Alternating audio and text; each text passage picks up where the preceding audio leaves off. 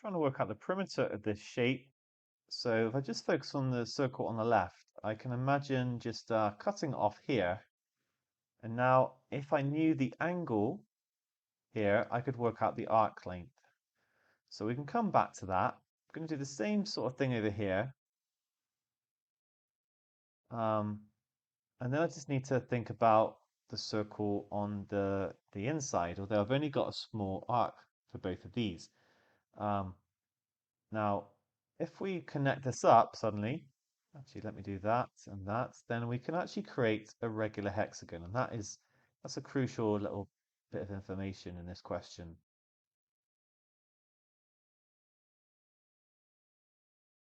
And the reason for this is that like this is a radius, and so is this, and this, and this, and this.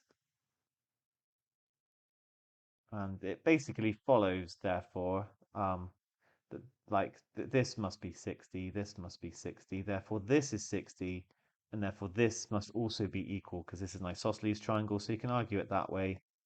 But basically, they are all equilateral triangles. Now that is useful because it means that this here is 120, and therefore the angle inside the circle here is 240, or equivalently, it's 2/3 of a circle. So the arc length is going to be 2/3 times 2 pi r. And that will be exactly the same for this one on the left.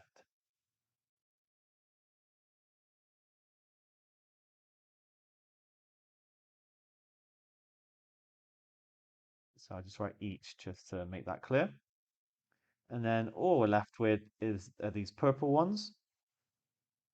And actually that is 60 and 60. So essentially we've got 120. We've got 1/3 of a circle between the two of them.